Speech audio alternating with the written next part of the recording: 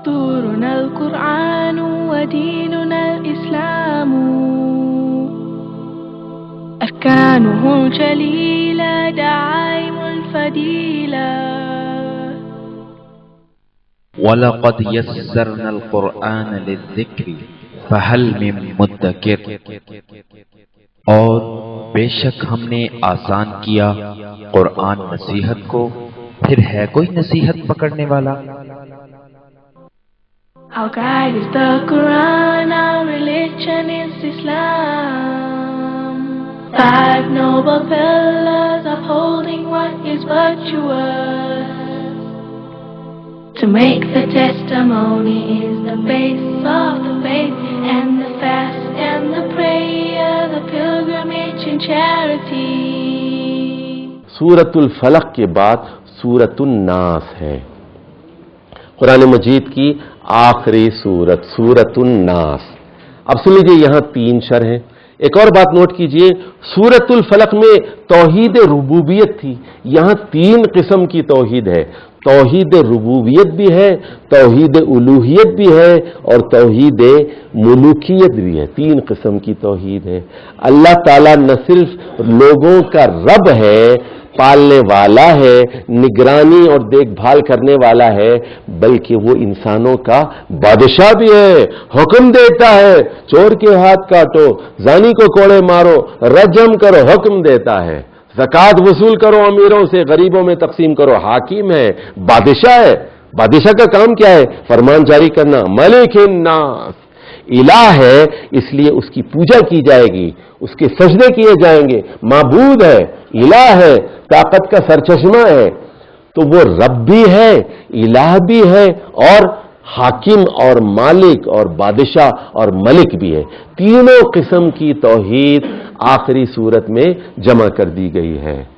اچھا، ایسی طاقتور ہستی کی پناہ ضروری ہے جو رب بھی ہو، جو بادشاہ بھی ہو، اور جو معبود اور الہ بھی ہو۔ دوسرے میں بتایا گیا وسوسوں کے شر سے بچنے کے لیے۔ تیسرے پیراگراف میں بتایا گیا انسان اور جن، من الجنت والناس، من الجنت والناس۔ یہ بتائیے انسان کا شر بڑا ہوتا ہے یہ جنات کا؟ یہ بتائیے جنات نے کیا ہیروشیما اور ناگاساکی پر بمباری کی ہے؟ کیا جنات نے عراق پر بمباری کی ہے؟ کیا جنات نے کشمیر کی میں عورتوں کی عزتوں کو پامال کیا ہے؟ تو من الجنت والناس، من الجنت والناس، تو جنات کا شر ہو یا انسانوں کا شر ہو یا وسوسوں کا۔ اب آ جائیے، وسوسہ کیا چیز ہے؟ وسوسہ ایک ہلکی اور پوشیدہ باریک خفیہ آواز کو کہتے ہیں۔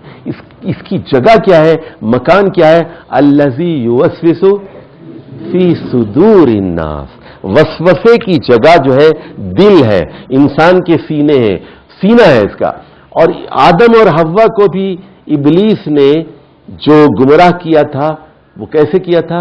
وسوسے کے ذریعے، دل میں ایک خفیہ باریک ہلکی سی آہٹ دل میں ڈال دی تھی، اس کو کہتے ہیں وسوسہ۔ اور نماز کے اندر بھی کیا ہوتے ہیں؟ وسوسے آتے ہیں۔ اچھا جی، پوری سورت کا خلاصہ کیا ہے؟ 3 چیزوں کے شر سے بچنے کے لیے توحید ربوبیت، توحید ملوکیت اور توحید الوہیت اختیار کی جائے۔ 3 شر کیا ہیں؟ وسوسوں کا شر، اور انسانوں کا شر، اور جنات کا شر۔ اچھا، وسوسے کے بارے میں ایک اور بات جو اس صورت میں بیان کی گئی ہے وہ یہ ہے کہ من شر الوسواس الخناس۔ خناس جو ہے وہ گوریلا فوجیوں کو خناس کہتے ہیں۔ گوریلا یعنی وہ چھپ چھپ کے حملہ کرتے ہیں۔ وسوسہ کیا ہے؟